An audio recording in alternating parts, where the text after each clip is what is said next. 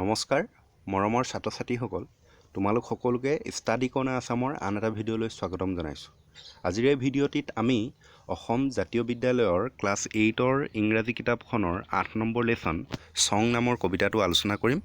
আৰু যদিহে তুমি এই চেনেলটোলৈ পোনপ্ৰথমবাৰৰ বাবে আহিছা তেন্তে চেনেলটো ছাবস্ক্ৰাইব কৰি ল'বা আৰু কাষতে থকা বেল আইকনটো প্ৰেছ কৰি দিবা যাতে এনে ধৰণৰ ভিডিঅ'সমূহৰ নটিফিকেশ্যন সময়মতে পোৱা। তেন্তে আহা আজি আমি সং নামৰ কবিতাটো আলোচনা কৰোঁ, যিটো কবিতাৰ কবি হৈছে জন কিটছ। এতিয়া আমি কবিতাটো আলোচনা কৰিবলৈ যোৱাৰ আগতে ইয়াত কবিৰ বিষয়ে কিছু তোমালোকৰ আগত অৱতাৰণা কৰিছে, আমি সেইখিনি চাই লওঁ। জন Kitts was born on 31st October 1795 in London. He received a little formal education. He was one of the most popular English romantic lyric poets. His first matured poem is the sonnet on first looking into Chapman's Homer. Some of his popular poems are The Eve of Saint Agnes, Ode to a Grecian Urn, Ode to a Nightingale, etc. His poetry is marked by vivid imagery. He died of tuberculosis at a very young age of 26 years on 23rd February 1821. এতিয়া ইয়াতে কৈছে যে জন Kitts জন্ম হৈছিলে 1797 চনৰ 31 অক্টোবৰ দিনা লণ্ডনত। তেখেতে লিটিল ফৰ্মেল এডুকেশ্যন গ্ৰহণ কৰিছিলে আৰু তেখেত he was one of the most popular English romantic lyric পইটছ।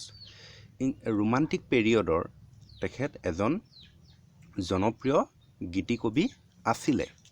His first matured poem is the sonnet on first looking into Chapman's Homer. তেখেতৰ প্ৰথমটো matured poem sonnet আছিলে আৰু সেইটো হৈছিলে on first looking into Chapman's Homer. Some of his popular poems are আৰু তেখেতৰ আৰু কিছুমান জনপ্ৰিয় কবিতা হৈছে The Eve of Saint Agnes, এইটো নামটো গম পাইছে, ইয়াত কোনো অসমীয়া কথা নাহে ইয়াতে, Ode to a Grecian Urn, Ode to a Nightingale, etc.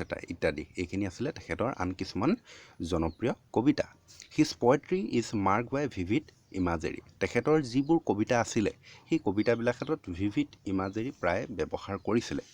এতিয়া vivid imagery মানে হৈছে তোমাৰ আমাৰ যি পঞ্চ ইন্দ্ৰিয় হয়, সেই পঞ্চ ইন্দ্ৰিয় কেইটাৰ লগত জড়িত। মই বৰ বেছি দীঘলকৈ নকওঁ, এইটো লিটাৰী টাৰ্মছ হয়, তোমালোকৰ ইমান প্ৰয়োজন নাই বৰ গভীৰকৈ বুজিবলৈ। মই তোমালোকক খুব সহজে কৈছোঁ। ইমাজেৰী মানে তোমাৰ কি হয়, কবিবিলাকতে যিবোৰ কবিয়ে ইমাজেৰী ইউজ কৰে তেওঁলোকে কবিতাটো এনেকুৱা ধৰণেৰে বৰ্ণনা কৰে, এনেকুৱা ধৰণৰ কিছুমান শব্দ ব্যৱহাৰ কৰে যিটো আমি পঢ়াৰ লগে লগে সেই ছবিটো আমাৰ মনলৈ আহি যায়। এতিয়া এই কবিতাটো ছবিৰ লগতে জড়িত হৈ আছে, এইটো আমাৰ যি 5 সেন্স হয় চকুৰ লগত জড়িত হৈ আছে।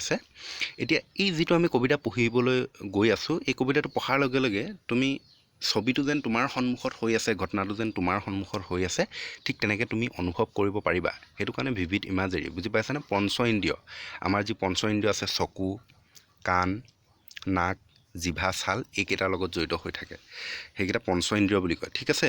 তাৰপিছত নেক্সট আছে he died of tuberculosis at a very young age of 26 years on 23rd February 1821।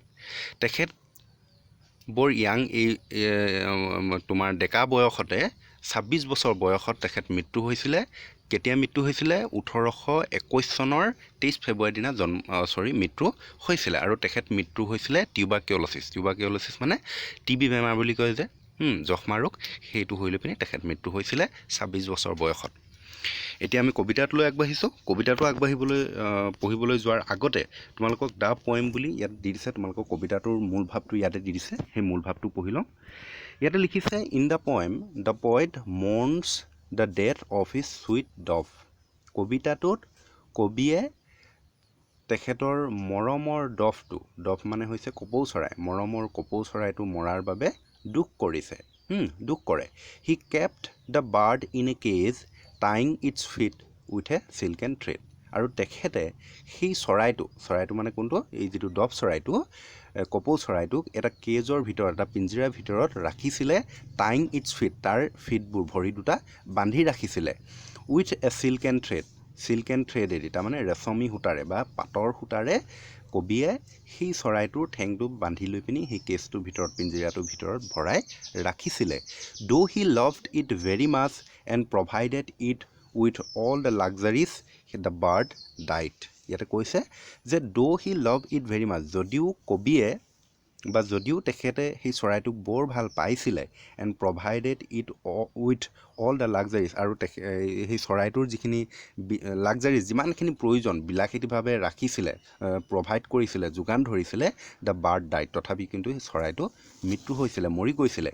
Then the poet realises that this luxuries could not be better for the bird than its free life in the forest.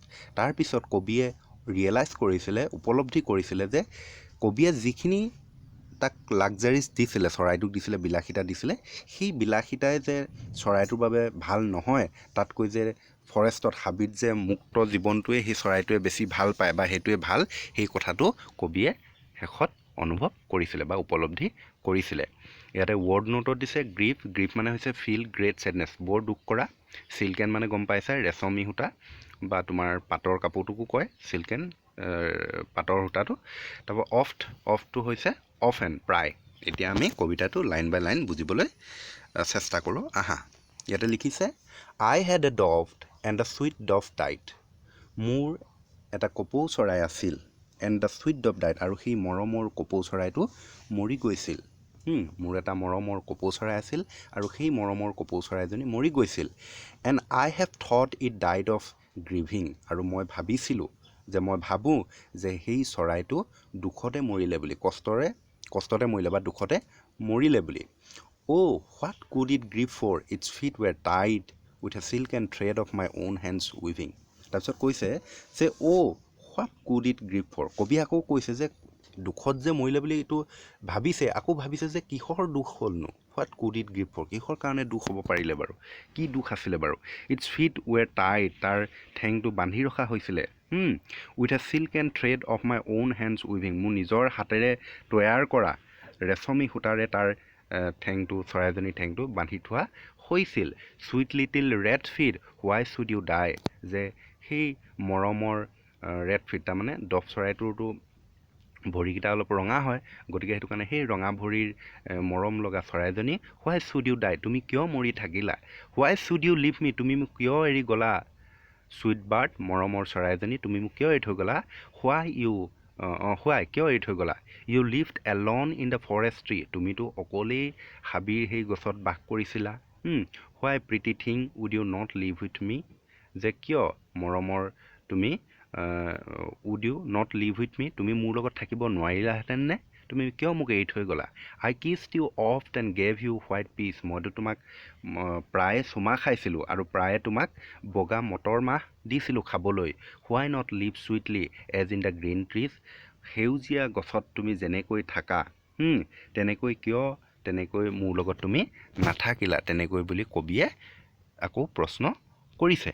তো ইমানেই আছিলে কবিতাটো, আশা কৰিছোঁ কবিতাটো বুজি পালা। ইয়াতে কি হ'ল মুঠতে যে কবিৰ এটা ডভ চৰাই আছিলে আৰু সেই ডভ চৰাইজনী কি হ'ল মৰি গৈছিলে আৰু ভাবিছিলে যে দুখৰ কাৰণেই চৰাইজনী মৰি থাকিলে বুলি।